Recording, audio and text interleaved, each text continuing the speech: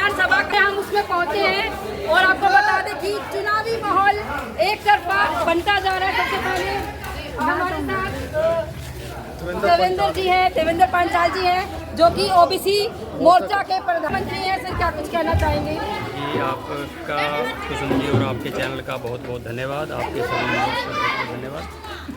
आज मैं इंद्री हल्का में आया हूँ और इंद्री हल्का की जनता को देख के मुझे ऐसा लग रहा है कि यहाँ पे कोई किसी का और नामो निशान नहीं, केवल कमल का फूल ही चारों तरफ लग रहा है मुझे। आज वाल्मीकि चौपाल में कार्यक्रम विधायक जी का किया हुआ था और मैं किसी कार्यक्रम के माध्यम से यहाँ पे मेरी प्रदेश से जो जिम्मेवारी लगाई थी मैं यहाँ पे आया हूँ।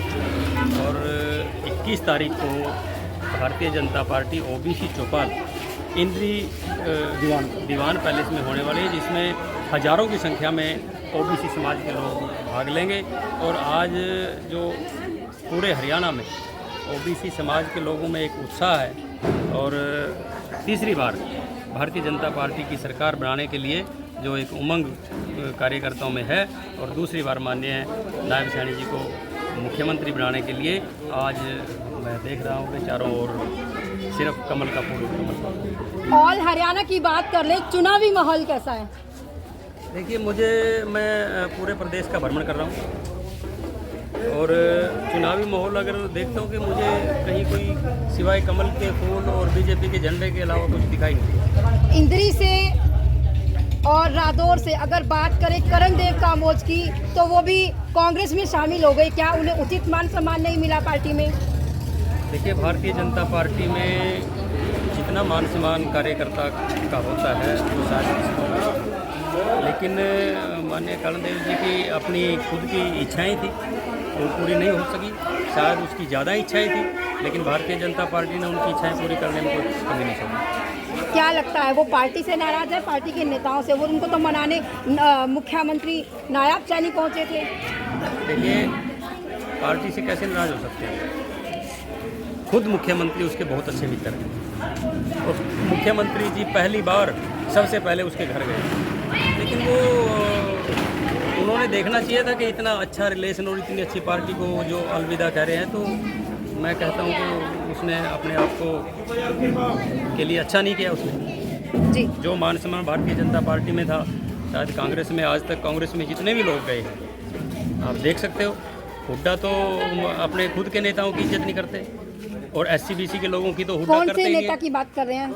मैं बताता हूँ, एससी-बीसी के लोगों की तो हुड्डा और कांग्रेस कभी इज्जत करती नहीं। आप मैं एससी की बात करूँ तो शैलजा को देख लीजिए, चाहे आप अशोक तंवर को पीटने तक का काम किया उन्होंने।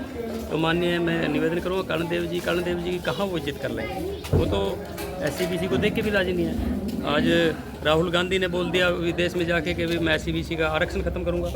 हुड्डा ने समर्थन किया उसका, तो हुड्डा चाहता है कि इन एससी-बीसी के लोगों को बिल्कुल इनका सत्यानाश कर दें।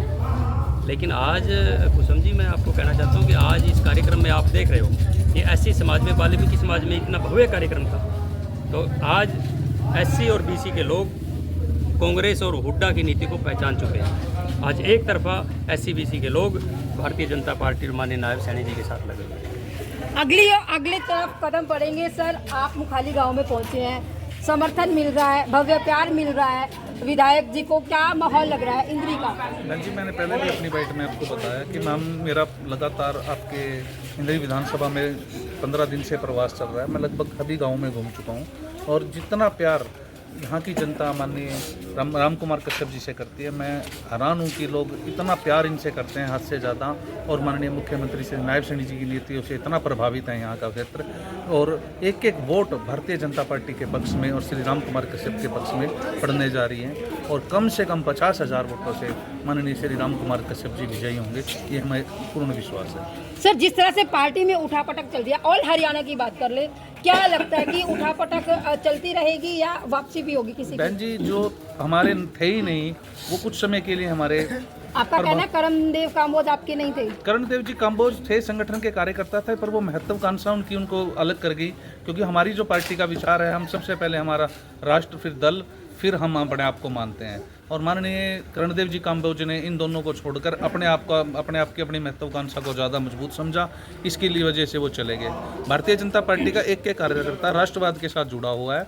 उनका दूसरा विषय अपनी पार्टी है और तीसरा विषय अपने परिवार और अपने आप को लेकर चलती है पार्टी। हाईकमान ने सर्वे के आधार पर टिकट दी थी, लेकिन क्या लगता है कि रादौर और इंद्री से वो टिकट मांग रहे थे लगातार, क्या वो सर्वे लिस्ट में पीछे रह गए? जब हमारा केंद्रीय नेतृत्व हमारी इस बात को देखता है कि टिकट किसको मिलनी चाहिए, किसको नहीं मिलनी चाहिए, सभी समाजों को प्रतिनिधित्व बिरादरी को साथ लेकर चलती है। काम्बोज समाज यहाँ संख्या में मानता हूँ कि काफ़ी संख्या में है। काम्बोज समाज को एक टिकट सिरसा में मिल चुका था और ये कश्यप समाज के बांटे की एक टिकट यहाँ जो थी वो उनको मिली है, क्योंकि प्रदेश में और कश्यप समाज को कहीं टिकट थी नहीं। तो राम कुमार कश्यप जी पिछली बार भी भारी मतों से जीते थे और एक अच्छे कार्यकर्ता के रूप में उन्होंने सभी कार्यकर्ताओं को साथ लेकर भारतीय जनता पार्टी के लिए काम किया और इस क्षेत्र का खूब चहुमुखी विकास हुआ है। इसलिए राम कुमार कश्यप जी को तवज्जो दी गई।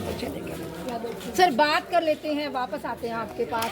विकास की बात शुरू हो चुकी है। विकास की बात करें तो ग्रामीण क्षेत्र की सड़कों का हाल आपने देखा होगा, क्या कहेंगे विकास के बारे में?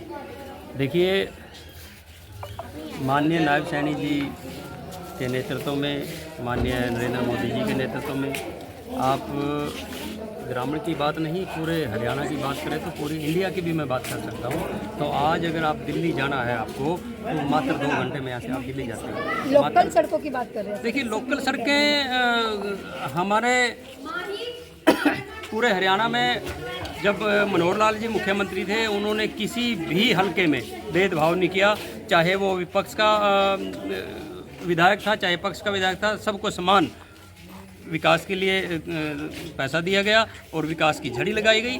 कहीं भी आप देखोगे विकास की कोई आपको कमी नहीं दिखेगी। धनोखेड़ी गांव में हुआ, देखिए कुछ पहला गांव है। मैं इस हलके से नहीं हूँ, इतनी जानकारी मुझे गाँव की नहीं है।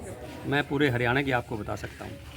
जी सर, आप भी आए हैं, पिछले गाँव में भी देखा होगा आपने, क्योंकि रोड तो इसी से होकर जाता है, तो सड़कों का हाल कैसा है? लोकल सड़कों की बात मेरा लगभग सभी गांव में मैंने बताया कि प्रवास हुआ है, आना जाना हुआ है, लगभग सड़कें ठीक हैं। बरसात की आपको मान सकते हो कि बरसात का सीजन है, कहीं पानी भरने की वजह से कुछ जगह ऐसी सड़कें टूटी हुई हैं। जैसी ही बारिशें खत्म होगी, हमारे PWD विभाग के अधिकारी को आदेश है कि तुरंत प्रभाव से इन सड़कों का काम स्टार्ट कर दिया। हरियाणा में कितनी सीटें मानते हैं भाजपा की? हम कम से कम 55 सीटें जीतने जा रहे हैं। 55 सीटें, कम से कम 55 सीटें। परिचय? मैं एडवोकेट राजेश सैनी, जिला अध्यक्ष भारतीय जनता पार्टी OBC मोर्चा करना।